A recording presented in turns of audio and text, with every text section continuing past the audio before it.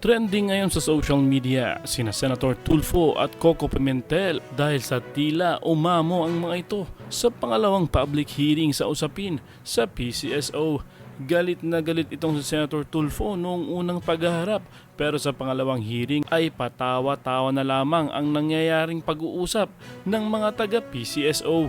Kung matatandaan ay nagpatawag pa ng executive session ang mga senador upang pribadong makausap at malaman ang ilang detalye patungkol sa issue ng sunod-sunod na pagkakapanalo sa PCSO.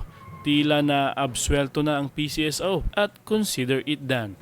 Kayo mga kababayan, ano ang magiging opinion nyo sa usaping ito? Okay? So ngayon mga kababayan, open your mind. Doon sa hearing na yon, although may nakuha tayong information na magbabangga, na ibabangga natin doon sa 30 million na sinasabi ko, okay? 30 million na machine. Okay? Dahil lingid sa kaalaman ng taong bayan ayon sa Puting Ahas, tapos na talaga ang investigation ni Tulfo, kaya ang tapang-tapang niya nung nakaraang hearing kasi alam niya na at may hawak siyang ebidensya. Hindi niya pinag-usapan na ang nasa likod ng Pacific Online System ay mga pamangkin ni Lisa, okay? Na si Martin Ledesma. Okay? Ngayon mga palangga, andito yung picture. Ay, teka, dali lang. Tignan natin. Pakita ba natin yung picture? Actually, makikita nyo naman yan eh. Okay? Makikita nyo naman. Andito, hawak ko. Ipapakita ko lang yung yung mga ebidensya ha. Actually, glance lang ha. Actually, ito. Ayan glance lang. Baka ayan lang. Actually, mga dokumento ito, mga palangga. Mga dokumento itong hawak ko, na hawak din ito ni Tulfo.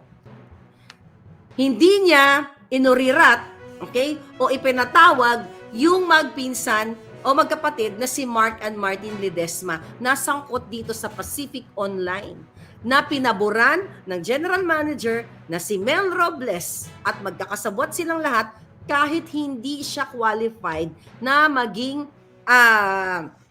na mag-provide nitong technologies para sa PCSO o sa Lotto. So ngayon, mga palangga, doon natin ipututok tayo doon sa sinasabi ni Tulfo na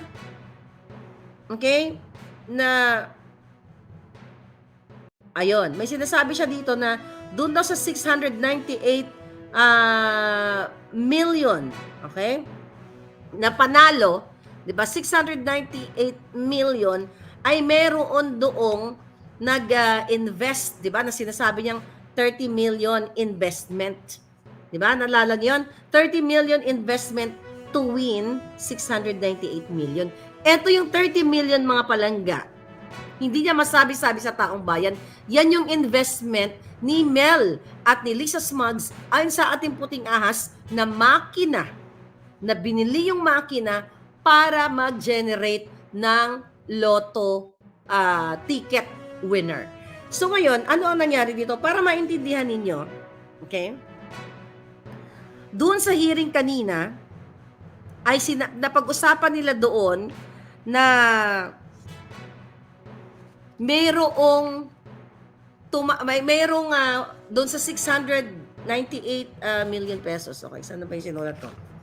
Okay, na ang winning combination, ito pala, ito. So, sinasabi ni Tulfo dito na doon sa 649 na game, okay, na pinanalunan ng 640, not 698, 640 million, okay? 640 million pot money or prize. 'Di ba 'yun ang pinag-usapan nila na meron daw na 14 combinations of that 649 numbers. So, pag pinag-rumble-rumble yung mga numero na 'yon from 649 na game ay magkakaroon ng 14 million combinations. Tapos diniscuss doon, tinimes sila sa 20 pesos. Ibig sabihin ng 20 pesos, yun yung taya. So, ibig sabihin, kung yung 14 million na combinations na to times 20 pesos na tatayaan ng mga sindikato na katulad nila, nakasabwat nila dyan sa PCSO is total of 280 million pesos. Okay? Yun ang, kung hindi nyo naintindihan yun ang paliwanag niya na pag tinayaan mo, ang 14 million combination sa tig 20 pesos, gagastos ng isang sindikato ng 280 million.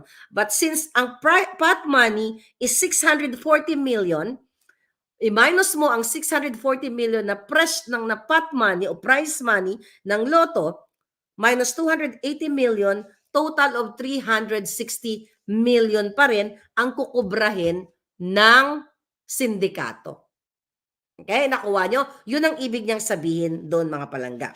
So ngayon, ang eksena doon, may binanggit si Tulfo na ayon daw sa kanyang mga nakausap ay pinaplant, okay? May pinaplant na tao para tayaan ang lahat ng mga combinations, which is yung 14 million combinations. At pwede daw itong manipulahin. Okay? Pwede daw manipulahin. At sinasabi daw ng mga taong kausap niya, sabi ni Tulfo, na pwedeng i-manipulate ang mga makina doon sa automated or automatic sequence betting. Kaya tinatayan daw lahat ang mga numero na 14 combination. Okay?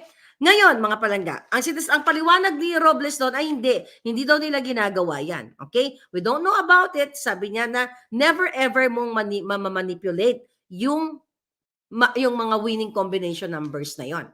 'Di ba? Syempre yun yung kanyang denial. Alright? Tapos, sabi pa ni Robles doon, hindi daw nila alam na may mga ganong pangyayari na mass betting.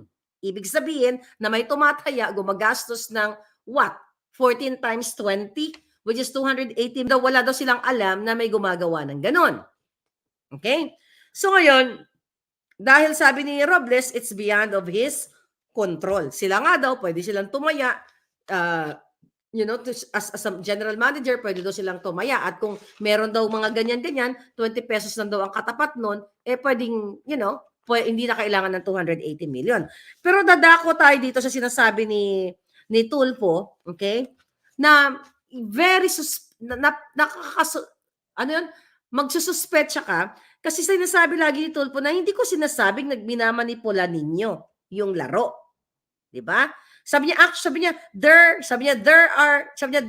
is no manipulation actually kung tutuusin. So dinidepensa na niya na there is no manipulation actually. So it's factual. So, dito sa salita ni Tulfo na walang manipulation, ano yung drama-drama niya na ipaporensik niya? Anong drama-drama ni Tulfo sa executive session na ipapatawag niya itong mga nakamaskara, itong mga edited pictures? Kasi dito sa hearing kanina, sinasabi niya na actually walang manipulation. Kumbaga, siya na mismo as a senator, wala palang manipulation, butang ina. Bakit ka pa nag-hearing? Kung yan ang paniniwala mo, what's the point? Mag-hearing pa kayo, lumalamon kayo, manginayupa kayo sa pera naming lahat dyan. Sinasayang nyo yung mga ipapasweldo sa mga taong yan kung wala palang manipulation. So you change your tune right away, Tulfo, after your drama grandstanding na ipapaporensik mo, ek. Sabi pa niya, mga palangga, what I'm trying to say here is tatayaan ng possible combination. Okay? Possible combination. That's what you call syndicated. Kasi pag ganon, na sumusugal, itong mga kasabwat ni Langka, ni Lisa Smugs, tatayan ng 280 million.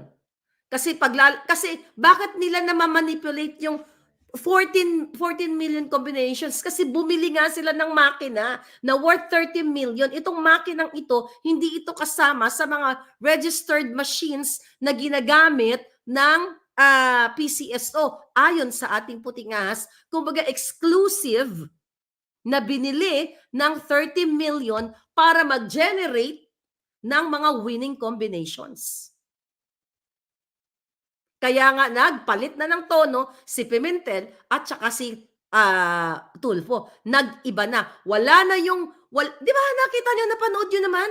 Hindi na nila inungkat yung ipapatawag yung mga nakamaskara na nanalo. Wala. Zero. May narinig kayo? Wala. So ibig sabihin, baka nagkabayaran na sila ng bilyon-bilyon. Mga buwaka ng ina talaga to. Ngayon, sabi pa ni Tulfo, pinapaliwanag niya na tatayaan daw yung 14 combinations nga. Okay? Tapos sabi niya, hindi naman pwede gawin ng isang individual yon, pero pwedeng gawin ng isang tao lang. Pero pwedeng gawin ng isang tao lang at meron siyang kasabwat sa Pacific Online. 'Di ba? Siyempre, hindi naman talagang kailangan ni Tulfo na sabihin na parang ang bait-bait na lahat kasi ma-obvious. Pero kahit anong gawin niya, obvious pa rin. So kung matino ka, Tulfo, ibigay ko sa'yo mag-ano kayong staff mo, bibigay ko sa iyo ang ebidensya na hawak mo din, ibibigay ko uli sa iyo na ang Pacific Online, ayon sa ating puting ahas, na yan din ang may nag-supply din sa iyo, na kasabwat nga ang pamilyang Ledesma ni Lisa Ahas Araneta Smugs, na even though they are disqualified, hindi na na-meet ang certain requirements to be part to supply the services to PCSO, pero pinalusot dahil nga, bakit? Tinakot ni Pacific Online itong si Mark and Martin Ledesma na pag hindi mag-back out, itong winning bidder ay isusumbong kay Lisa Smugs.